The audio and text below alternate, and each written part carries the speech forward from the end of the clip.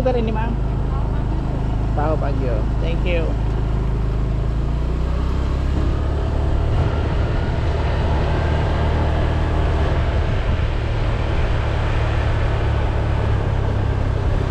Good afternoon, Happy Islanders. Welcome back to another episode of Happy Islander TV. At nandito po tayo sa Paho Baguio. Actually hindi ko alam to kanina.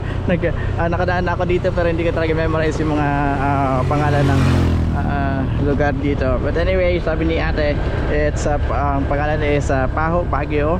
And nandito tayo ngayon sa area ito ng Paho Baguio, and we're going to document kung ano nangyari dito. It's already 4:35 in the afternoon of November 25, 9 days after manalasa ang bagyong Pipito, Super Typhoon Pipito dito sa isla ng Catanduanes. So might as well videohan ko na rin ang lugar na ito dahil meron tayong mga followers mula sa Mamangal and also sa Palawi and Balite na nag-request na videohan yung kanilang lugar. So unfortunately ngayon lang po tayo nakarating dito at yaman din lamang na nandito na tayo is binidyohan na rin natin tong lugar na to. This is Paho Baguio at pinuntahan na rin po natin yung ibang lugar like Efta Corda, Hawan Grande, Hawan Ilaya. Yun, may mga videos po tayo na in-upload yan. So ayun po guys, ito po ang Paho Baguio.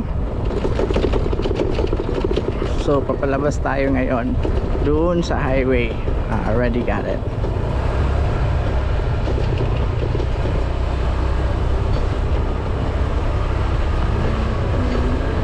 Paho Baguio. May Paho pa rin, di ba? Okay. Okay, alam ko na to, ang lugar na to. Yeah.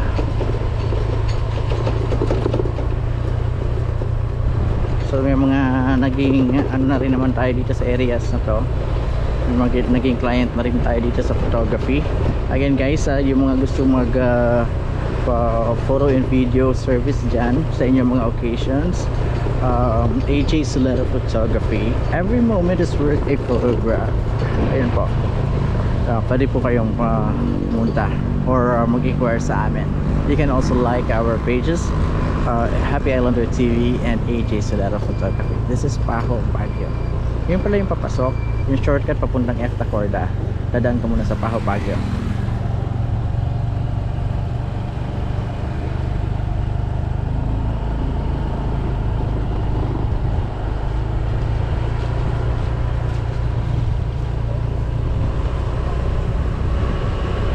Okay, so nakalimutan ko rin yung lugar na to. I guess Paho na rin to.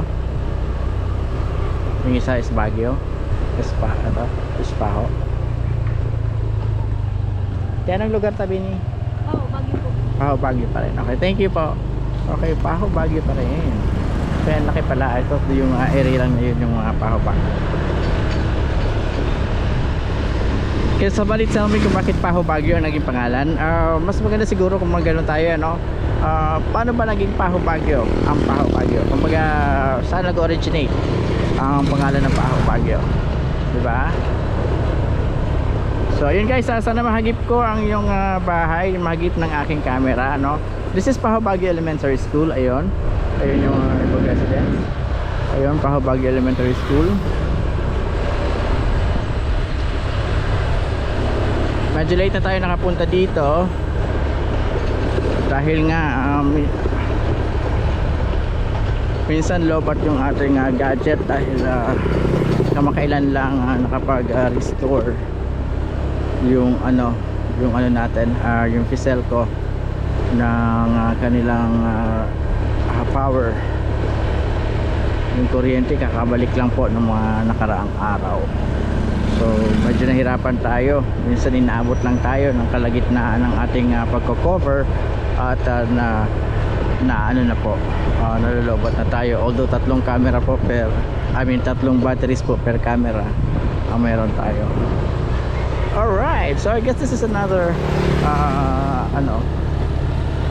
barangay dito. But dire-diretso na rin po tayo doon. So hindi na natin ikakat itong video na to. Yes, hello. Oh, nice. Ang ganda na ng lugar.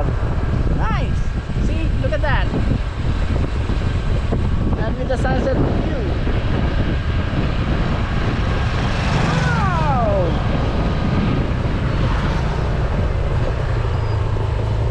Wow! Siguro yung maganda malagyan dyan ng mga sports activities, water sports activities sa lugar na ito, no? Para maging isa sa mga ano natin. Wow! Ang ganda ng lugar na to. Every time I go to this place, ang ganda ng lugar nito. Oh.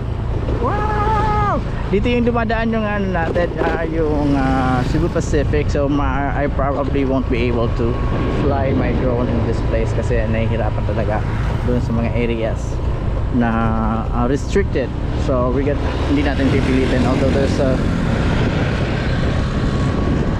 a chance na makapagpalipad tayo, but then hindi na natin pipilitin dahil hindi to regular days natin. Meron minsan may mga lumalapag na aeroplano or helicopter dahil nga sa mga relief distribution so iwasan natin yan.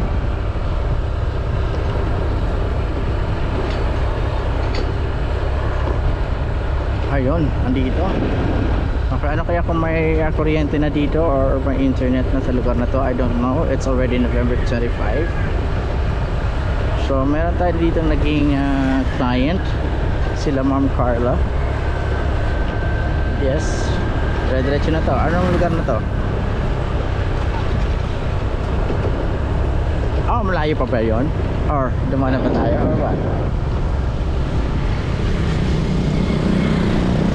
Oh yeah, hindi pa tayo dumaan. Diba? Basta anong lugar ini? Okay, hindi na ako narinig. Purok dos of what?